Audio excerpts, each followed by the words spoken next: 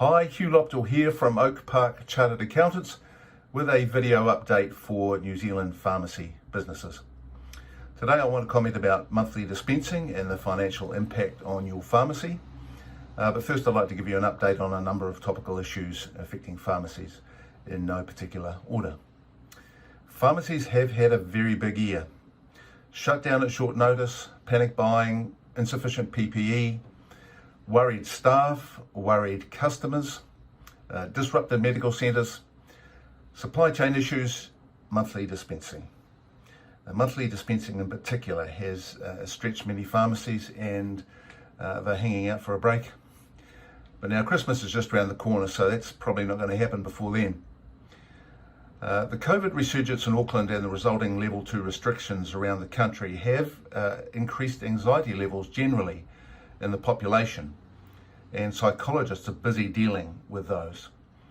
It may present an opportunity for community pharmacies to emphasise your point of difference over discounter chains by being positive, personal and reassuring.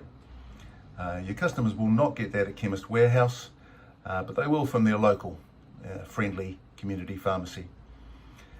One of the largest unforeseen impacts of COVID in urban areas has been the strong inclination of large employers to have their staff work from home. And city retail is significantly impacted as a result.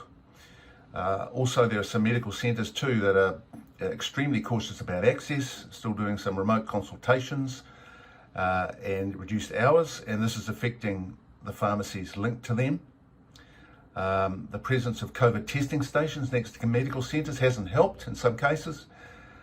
So city pharmacies are still quieter than normal and suburban pharmacies are busier than normal. The $18 million funding allocation for stressed pharmacies announced by the government in this year's budget appears to have come to nothing.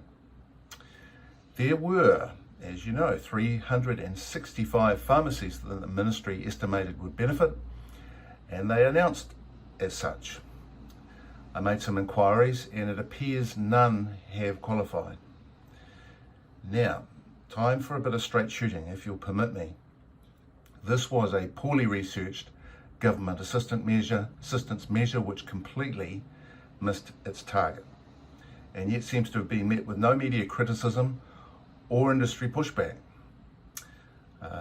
I think the Minister of Health taking his family 20 kilometres to the beach under level 4 lockdown is mild by comparison to this government era. Election year offered leverage for the Guild or someone to offer the government the opportunity to avoid the embarrassment of this becoming public. There's no great shame in retargeting COVID measures and making them work. It's been done before. And as long as things got fixed, no one ended up criticising the government.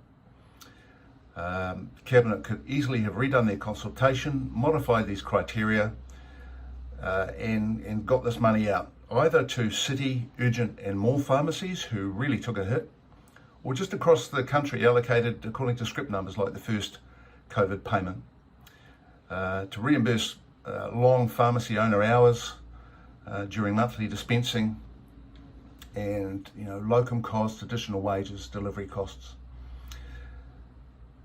The lack of industry pushback can only reinforce the view that successive governments almost certainly have that community pharmacy is not a politically risky industry. So community pharmacy gets low priority, is poorly consulted and feels pushed around. It is absolutely fixable, but it doesn't get fixed. It's a shame. Right, I've got that off my chest. On the subject of elections, National has announced some money for a review of additional pharmacy services and pharmacy funding and additional Pharmac funding for cancer drugs. They do not plan to review the co-payment, but who knows, watch this space. Labor's announcement that they will restore the old personal tax rate of 39 cents for income over $180,000 will impact some pharmacy owners, many pharmacy owners. It is deja vu all over again for us accountants who will go back to our old methods of shifting business owners' income to trusts and companies to save tax. One of the benefits of the trust tax rate and the top personal tax rate being the same at 33 cents was that it was simple and efficient. It removed the tax motivation for some trusts.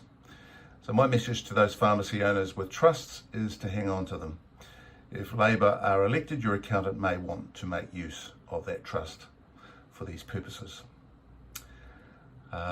The low value asset threshold. Now, I've mentioned this in many of my videos, but I find pharmacy clients are sometimes too busy to take note. So here you go. If you buy an asset up to $5,000 before the 16th of March 2021, you can write it all off instead of depreciating it. One pharmacy client of ours bought a delivery van for $4,800 plus GST, and the whole thing got written off against tax. So that's pretty helpful. So you're looking at computers, scales, fridges, safes, even small fit-out expenditure is included if it's under $5,000. So ask your accountant if you're in doubt. You can ask me if you like. My email follows after this. It pays to check. Okay, now lastly, a comment about monthly dispensing. So pharmacies around the country ran pretty hot from April to the end of July with monthly dispensing.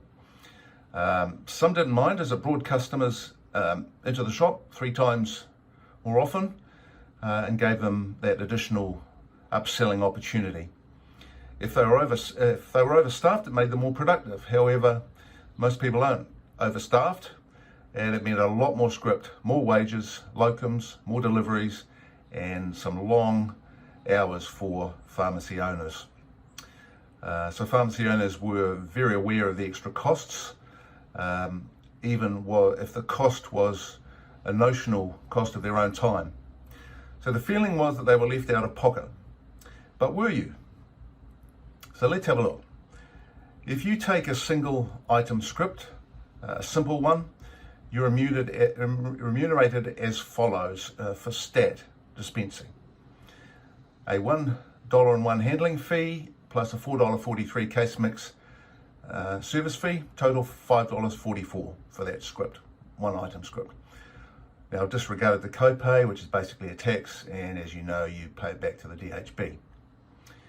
For monthly dispensing, you receive 3 handling fees of $1.01 each, 1 case mix fee of $4.43, and 2 case mix fees of $3.03 for each of the 2 repeats.